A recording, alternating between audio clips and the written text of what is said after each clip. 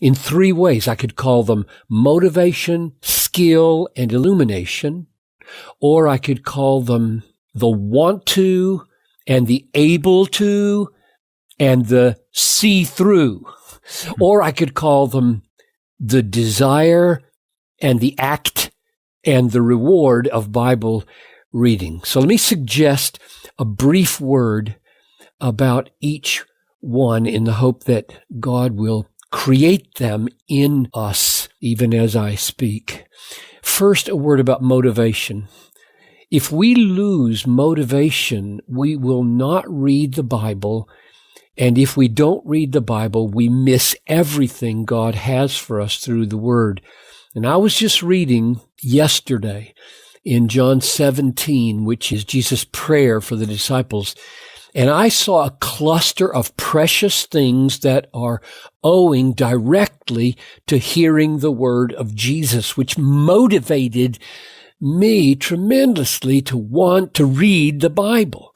So in verse 13, Jesus said, "These things I speak in the world that you might have my joy fulfilled in yourselves." So there is a fullness of joy that we will miss if we don't continually listen to what Jesus speaks, that is, listen to the Bible.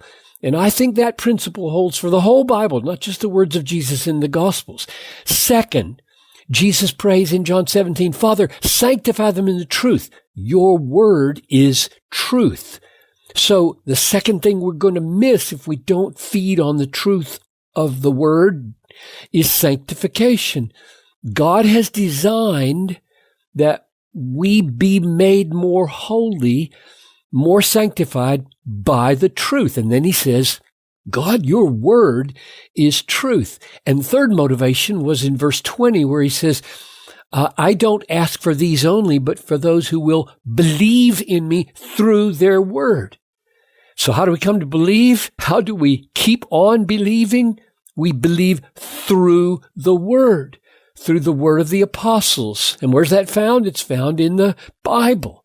So three powerful motivations to read our Bibles. If you want faith, if you want holiness, if you want joy, they all, Jesus says, come through encountering God in his word. That's how we get motivated. We want these things and therefore we want the word. So that's the first of my three essentials, which I know our friend even asked about, but I think it's just absolutely crucial that we see how to motivate ourselves, because if we go blank when we're reading the Bible, we quickly lose motivation. Now, just a sentence about each of the other two. So the first is motivation. The second is skill, the ability to read. Here's my single suggestion.